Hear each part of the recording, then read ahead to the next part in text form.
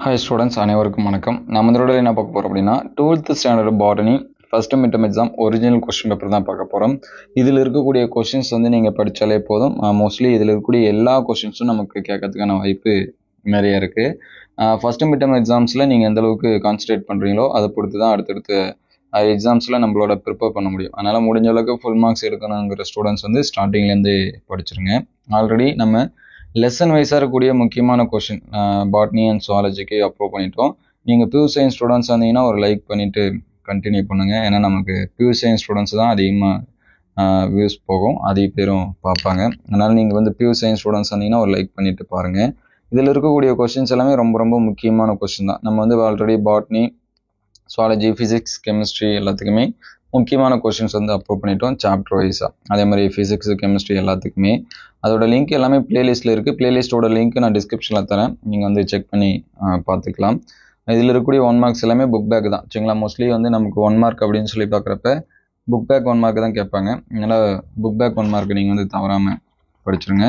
2 mark 3 மார்க்கும் book back தான். நம்ம சாப்டர் 1 and 2க்கும் முக்கியமான கொஷின் எல்லா சாப்டருக்குமே லெசன் வைஸாக அப்ரூவ் பண்ணியிருக்கோம்.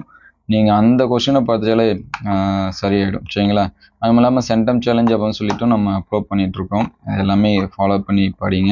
இதில் 2 மார்க்ஸ் பாருங்கள். பதியமிடல் என்றால் என்ன, எண்டோத்தீசியம் என்றால் என்ன, கேந்திரஃபில்லி. இதில் எதுவுமே நம்ம சொல்லாத கொஷின்ஸ் இருக்காது, எல்லாமே நம்ம சொன்னதான் இருக்கும். கருவுரா இனப்பெருக்கம் என்றால் என்ன, உதாரணத்துக்கு இந்த 15 மட்டும் சொல்லலாம், மற்றது எல்லாமே சொல்லியிருக்கோம். பல்கூட்டாளிகள், பிற்கலப்பு என்றால் என்ன சரிங்களா. அதனால் நம்ம அப்லோட் பண்ணுறக்கூடிய கொஷின்ஸ் நீங்கள் படித்தாலே போதுமாக இருக்கும். நம்ம அப்லோட் பண்ணாத கொஸ்டினா அது சாய்ஸில் கூட நீங்கள் விடுறதுக்கான வாய்ப்பு இருக்கும். ஏன்னா நீங்கள் இந்த கொஸ்டினும் அதையும் கம்பேர் பண்ணி கூட பார்த்துங்க. தப்பிட்டத்தின் பணிகள், தேனி மகரந்தத்தோட பயன், மெண்டலத்தை மறுஆய்வு செய்த அறிவியல் அறிஞர், இது எல்லாமே அப்படியே பப்ளிக் எக்ஸாம்ஸில் கேட்டிருக்காங்க. லாஸ்ட் டைம் இந்த கொஸ்டின்ஸ் மாதிரியே பப்ளிக் எக்ஸாம்ஸில் என்ன பண்ணாங்க கேட்டாங்க. கருப்பையோட அமைப்பை படம் அறிந்த பாகம் குறி, மெண்டலின் பெருக்குச்சோதைக்கான வெற்றிக்கான காரணங்கள், முதுமரபு மீட்சி, அந்த புன்னட்டு ஸ்கொயர் போர்டு, இது எல்லாமே பார்த்துருங்க.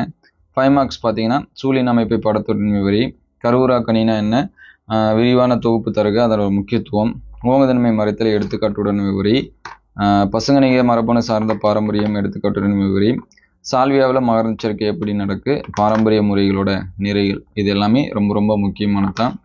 இந்த கொஷின்ஸ் எல்லாமே பாருங்கள். இங்கிலீஷ் மீடியம் ஸ்டூடெண்ட்ஸ் வந்தீங்கன்னா அடுத்த வீடியோவில் நம்ம அப்லோட் பண்ணுவோம். இதோட பிடிஎஃப் வேணும் அப்படின்னா கமெண்ட்டில் நான் லிங்க் தரேன், டெலிகிராம் அண்ட் வாட்ஸ்அப் குரூப்போட லிங்க்கு, அதில் எல்லாமே ஜாயின் பண்ணிங்க. அடுத்தடுத்த வீடியோவில் முக்கியமான கொஸ்டின்ஸ் எல்லாமே அப்லோட் பண்ணுவோம். பிடிஎஃப் நான் டெலிகிராமில் ஷேர் பண்ணுறேன், நீங்கள் டவுன்லோட் பண்ணி வச்சுங்க. இந்த வீடியோ உங்களுக்கு பயனுள்ளதாக இருந்துச்சு அப்படின்னா உங்கள் நண்பர்கள் ஷேர் பண்ணுங்கள். இந்த மாதிரி வீடியோ தொடர்ந்து வரணும் அப்படின்னா நம்ம சேனல் லைக் அண்ட் சப்ஸ்கிரைப் பண்ணுங்கள். தேங்க்யூ ஃபார் வாட்சிங்.